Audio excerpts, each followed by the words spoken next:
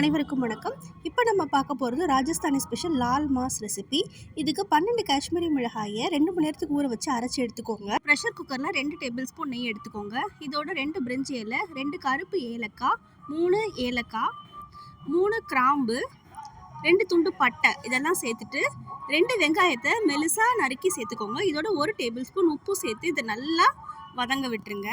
இதோட 2 table spoon அளவுக்கு இஞ்சி பூண்டு பேஸ்ட் சேர்த்து இதையும் நல்லா வதக்கிக்கலாம். இதோட 1/4 கிலோ அளவுக்கு நான் மட்டன் எடுத்திருக்கேன். இதோட நம்ம அரைச்சி வச்ச சில்லி பேஸ்ட்டையும் சேர்த்துக்கலாம்.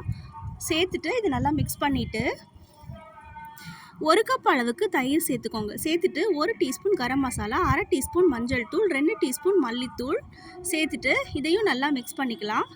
இதோட 1 லிட்டர் அளவுக்கு தண்ணி சேர்த்துட்டு 1/2 மணி நேரத்துக்கு ஃபுல் விசிலில் ப்ரெஷர் குக் பண்ணி எடுத்தோம் அப்படின்னா நம்மளோட செம்ம spicy tasty Rajasthan Lal mass ready.